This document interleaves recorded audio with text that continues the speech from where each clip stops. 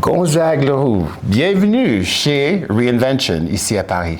Merci Charles. C'est un vrai plaisir. Donc, pour commencer, c'est curieux parce qu'on s'est rencontrés dans c'était une réunion qui s'appelle Club 33 pour des entrepreneurs. Et je vais dire sincèrement, j'étais vraiment touché par ton histoire. Comment tu as retourné de New York, ça fait 3 ans. Et le procès de se réinventer. Donc, dites-moi, comment tu es arrivé déjà à retourner à Paris? Alors, rentrer à Paris, c'était un projet qui m'a pris à peu près 5 ans depuis New York. À ce moment-là, je travaillais pour la banque, le CIC.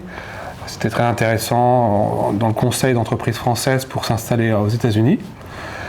Et le problème, c'est que je vivais à New York, j'ai vécu à New York pendant 17 ans, ou aux États-Unis pendant 17 ans, et j'avais aucun réseau en France. Et du coup, j'avais le désir de rentrer en France pour revoir ma famille, mes parents qui vieillissent, et puis aussi pour la qualité de vie qu'on a en France, pour retrouver mes racines.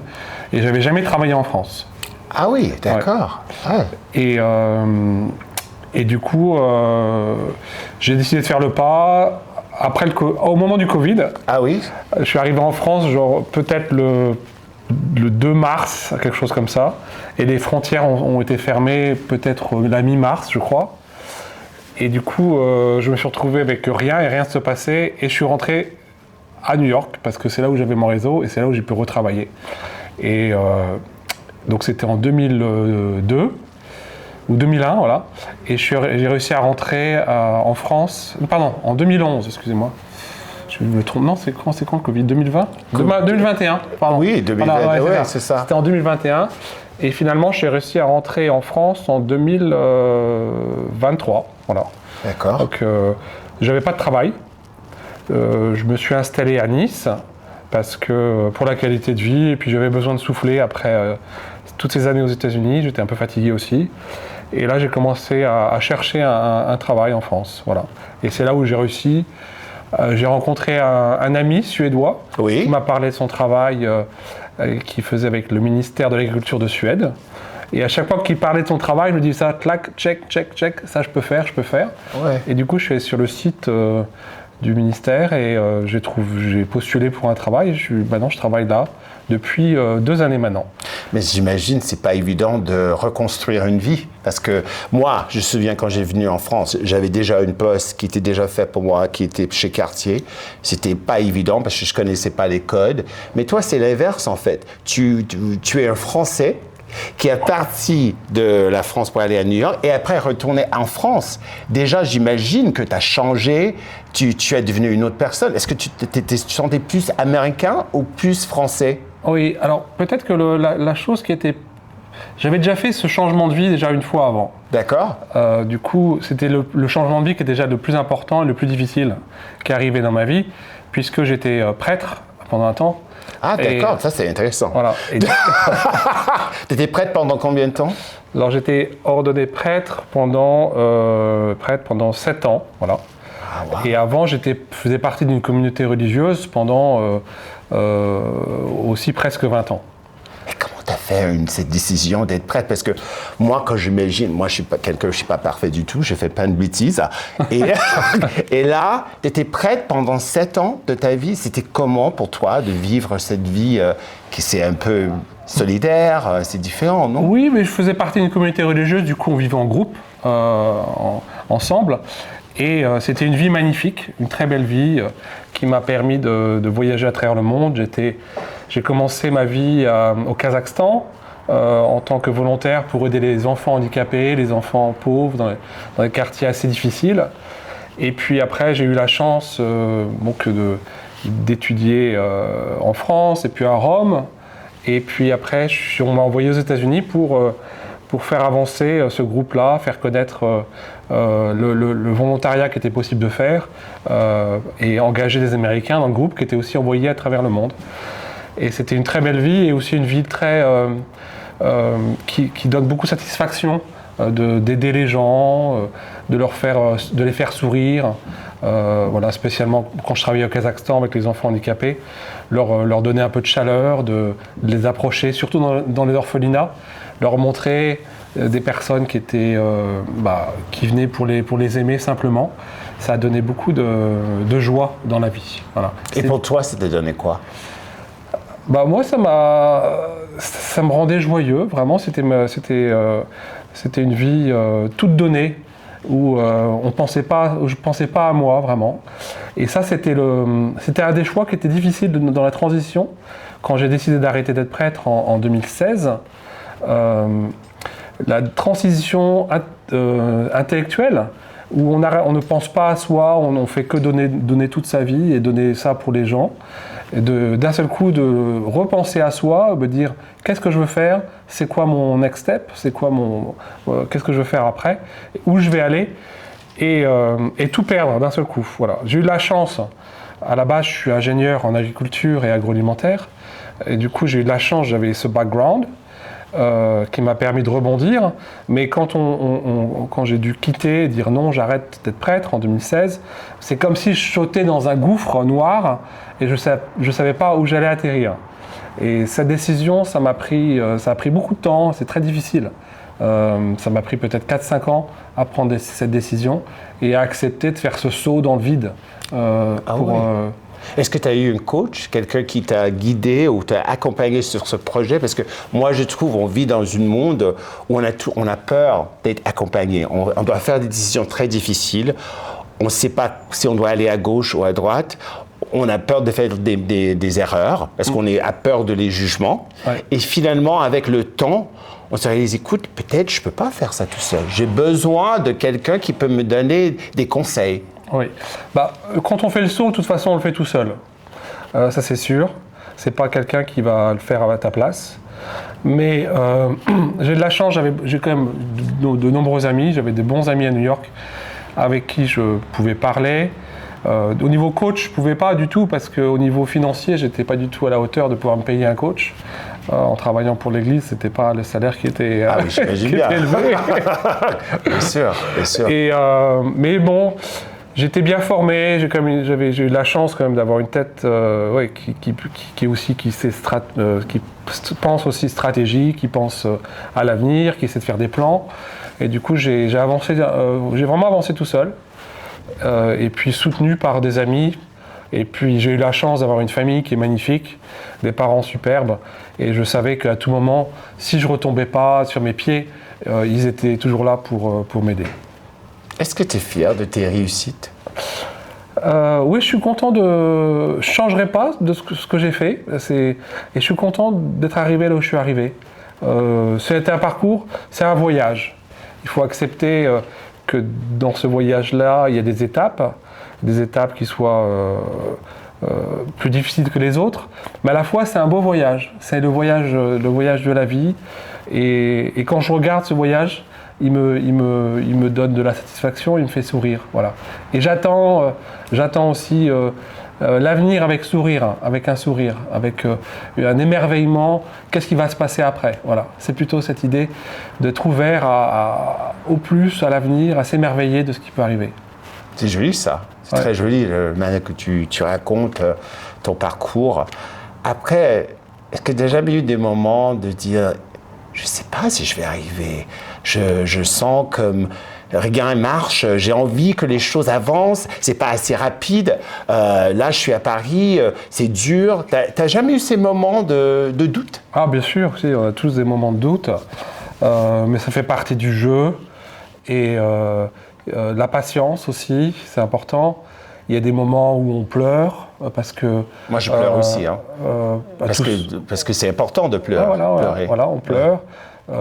Parce que c'est déchirant de partir d'une vocation aussi religieuse, c'est déchirant aussi, ça se déchire, parce que c'est des promesses qu'on a faites vis-à-vis de Dieu, et parce que je suis toujours croyant, mais à la fois, comme je te disais en préparant cette interview, à la fois j'avais toujours cet objectif-là de voir que la vie est faite pour être heureux. Et Et on doit avancer dans cette direction. Et j'aime beaucoup cette idée de bonheur. Et si à un moment, dans un endroit où on n'est pas heureux, on ne s'épanouit plus, il faut vraiment penser sérieusement, pour moi.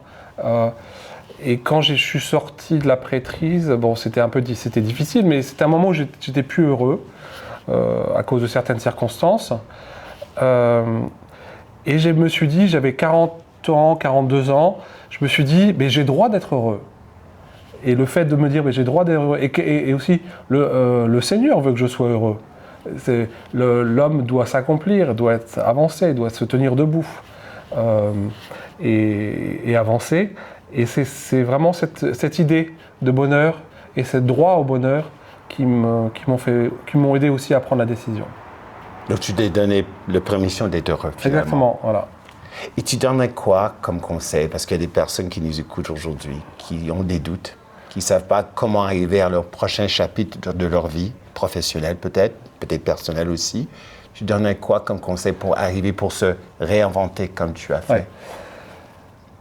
Je crois qu'il faut comprendre notre volonté. Notre volonté s'oriente toujours vers un bien, vers quelque chose qui est bon pour nous. Et du coup, quand je parle du bonheur, c'est un bien, c'est une belle chose. C'est une chose qui va me faire avancer. Et la volonté, parfois, il nous manque un déclic. On peut toujours rêver de situations meilleures, etc. Mais si on arrive à former dans son intelligence une notion du bien qui m'attire, et du coup, et de le voir réellement, et de le voir qui va pouvoir s'accomplir, ça va pouvoir nous aider à prendre le déclic. Même si c'est, comme je disais, c'est sauter dans un gouffre noir à certains moments, mais si on garde cette vision de cet objet intellectuel, cet objet qu'on a dans la tête, qu'on voit qui va se former, et si on a une direction précise, alors là on peut avancer. Par contre, c'est vrai que si on reste dans le flou, si ça reste toujours un peu imagé, comme une idée, un peu, là on va pas tellement avancer. Mais par contre, une fois que le beau, le bien et le vrai se forment, là ça nous aide vraiment à avancer. Et maintenant, comme ça fait quelques années que tu es de retour à Paris, j'imagine que tu as des projets qui sont là. Le succès, c'est quoi pour toi aujourd'hui, Gonzague? Pour être honnête, c'est le bonheur. Pour moi, c'est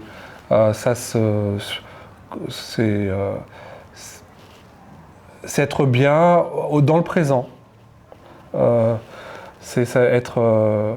si mon présent, l'instant, est là, et on peut dire dans l'instant, je suis bien à ma place, je suis heureux dans l'instant présent, ça c'est le bonheur. Le bonheur, c'est difficile à l'imaginer dans 10 ans. On ne peut pas accepter le bonheur dans 10 ans. Il faut voir le bonheur dans le présent. Même s'il y a des choses qui nous blessent, même s'il y a des choses qui sont difficiles, c'est important de pouvoir identifier le bonheur dans le présent, tout en mélangeant avec ces moments difficiles. Mais le bonheur, c'est pas la perfection du sans problème. Mais on cherche souvent la perfection, non? Voilà, exactement. Comme être humain. Ouais. On cherche que tout soit bien, qu'on soit heureux toujours, Ouais. qu'on est bien, qu'on a assez d'argent dans le compte, tout ça. Ça, c'est vrai, parce que ça aide, en effet, c'est d'avoir cette stabilité matérielle. Mais j'ai le sentiment que le bonheur, c'est le présent, et puis à la fois, c'est une direction. Comme je disais, c'est le fait d'avancer. Pour moi, par exemple, une chose qui m'a aidé à faire un choix, à changer de vie aussi, c'était que j'avais l'impression d'être dans un trou noir, à un moment, avec que des murs autour de moi, et de ne pas pouvoir avoir de perspective à venir, et pas de visibilité. Et donc ça m'a vraiment mis dans une situation où c'était soit je deviens dépressif, ce qui n'est pas du tout ma nature, entre guillemets malheureux, quoi, ou soit je fais le pas et j'avance, voilà. Et je sors de ce trou noir qui m'oppressait vraiment, et j'avance, voilà. T'as jamais eu le syndrome imposteur, comme beaucoup de professionnels où on pense que, voilà, qu'est-ce que je suis pas assez bien, je suis pas assez intelligent, je vais pas... T'as jamais ce sentiment d'avoir cette impression qui joue, qui parle dans ton oreille, qui dit « Tu peux pas le faire, c'est pas possible ». Non, pas moi. J'ai eu de la chance. Pour moi, j'ai toujours cru en moi. Et puis, je vois, c'est du fait des expériences nombreuses que j'ai eues. Hein. J'ai pu m'adapter à beaucoup de situations, j'ai pu apprendre beaucoup de choses. Et à chaque fois, je voyais que je pouvais m'adapter, que l'être humain est très modelable, que je suis très modelable aussi. Et du coup, je pensais je pense que quelque part tout est possible. Contrairement à ce que, par exemple, quand on fait ça m'amuse beaucoup, quand on fait des entretiens de recrutement, le recruteur cherche à te mettre dans une box, dans une boîte, et moi je rentre pas dans les boîtes du tout. Ah oui, oui. Et c'est pour ça que je suis assez flexible, je suis assez souple, et je suis pas dans ce syndrome d'imposteur parce que je suis vrai. Je suis vrai avec les gens, ils savent qui je suis, ils savent ce que j'ai fait avant, ils savent les diplômes que j'ai, bon, et voilà. Ils savent aussi que je vais m'investir dans ce que je fais et que je vais donner le mieux que je peux faire. Et ton expérience à New York, qu'est-ce que ça te donne aujourd'hui comme pouvoir être en France aujourd'hui? À New York, je crois qu'on dit toujours if you made it in New York, you can make it everywhere. Absolutely. Donc c'est ça. Ça, c'est vrai. Voilà. Bon, et puis je trouve que j'ai cette force. C'est un peu une force intérieure aussi. Tu sais, j'ai quand même beaucoup passé de temps à prier, passé de temps en silence. Et donc je me connais quand même assez bien intérieurement et j'ai une force intérieure qui me fait beaucoup avancer aussi. Voilà. Et merci beaucoup, Monsieur Gonzague. Vous avez partagé une histoire extraordinaire et merci d'être avec nous sur Reinvention. Merci beaucoup, Charles. Merci. On a un truc chez Reinvention qui s'appelle Rapid Fire. Okay. Donc mes questions, ton film favori, c'est quoi? Mon film favori? Oui. J'en sais rien. Je suis pas très cinématographique. Attends, je vais essayer de réfléchir. Non, j'ai aucune idée. Il n'y a pas de problème. Attends, j'ai vraiment... Non, mais il n'y a pas de problème. Deuxième question. Est-ce que tu es d'accord d'avoir un bisou sur le premier date? Kiss on the first date? Non. D'accord. Le truc qui te manque de l'États-Unis? Les hamburgers. Et le première chose que tu mets dans ton sac quand tu vas en voyage, en vacances? Underwear. C'est bien ça. Merci. Thank you. Done.